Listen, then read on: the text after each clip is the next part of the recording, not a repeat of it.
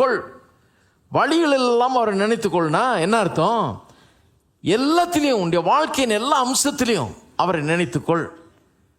வழிகளெல்லாம் அவரை நினைத்துக்கொள் அப்படின்னா என்ன அர்த்தம்?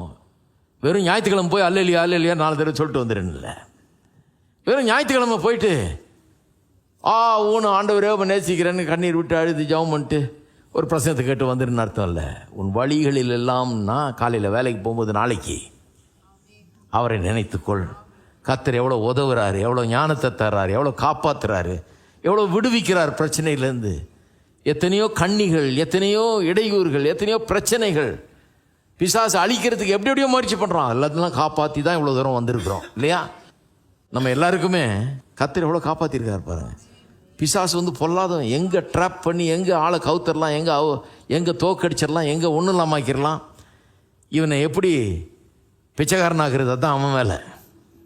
இருக்கிற ஆசீர்வாதத்தெல்லாம் ஆதாம் தானே பண்ணான். ஆதாம் எப்படி இருந்திருப்பான்னு யோசித்து பாருங்க. ஏதேன் தோட்டத்தில் பொன் விளையிற பூமியில் உட்காந்துன்னு இருந்தான், நல்லா சாப்பிட்டுட்டு நல்லா இருந்தான். வெளியே அனுப்பிச்சிட்டாரு. வெளியே ஒன்றுமே இல்லை, முள்ளும் குறுக்கும் தான் வளருது. இவன் போய் சரி பண்ணலான்னு போனால் சரியாக விளைய மாட்டேங்குது, நெத்தி வேர்வை. எப்படிப்பட்ட ஒரு ஆசீர்வாதத்தை இழந்தான் பாருங்கள். இன்றைக்கும் பிசாசு கர்த்தர் கொடுத்துருக்கிற இந்த அருமையான வாழ்க்கையாகிய இந்த ஏதேன் தோட்டம் மாதிரி வாழ்க்கையிலேருந்து நம்ம வெளியேற்றுறதுக்கு தான் எல்லா முயற்சியும் பண்ணிகிட்டு இருக்கிறான். நல்லா ஞாபகம் வைத்துக் கொள்ளுங்கள். அதுக்கு தான் எல்லா முயற்சியும் பண்ணுறான். கர்த்தர் ஒவ்வொரு நாளும் காப்பாற்றுறாரு. நம்ம ஒவ்வொரு நாளும் காப்பாற்றுறாரு. நல்லா வளர்ந்து வந்த காலத்தில் நல்ல நல்ல உபதேசங்கள்லாம் கேட்டு எனக்கு ரொம்ப சந்தோஷமாக இருக்கும்ப்பா. இது மட்டும் கேட்டு இல்லைன்னா அழிஞ்சே போயிருப்போம்னு யோசிச்சிருக்கேன் எத்தனை தடவை.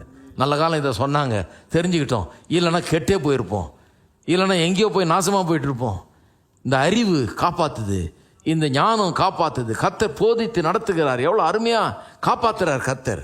அதைத்தான் சொல்லியிருக்கணும். வழிகள் எல்லாம் என்ன பண்ணு, அவரை நினைத்துக்கொள்.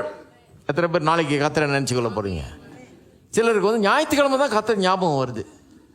ஞாயிற்றுக்கிழமை தான் பைபிளே ஞாபகம் வரும். ஞாயிற்றுக்கிழமை தான் ஜெபமே ஞாபகம் வரும். ஞாயிற்றுக்கிழமை தான் ஆண்டவரே ஞாபகத்துக்கு வருவார்.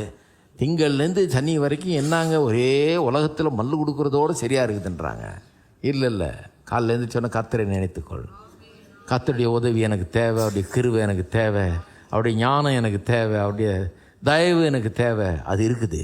அவர் எனக்கு முன்னால் போடுறாரு, என் கூடயே இருக்கிறாரு, அதை நினைத்து கொள்கிறாரு. அப்பொழுது அவர் பாதையை செவ்வைப்படும்.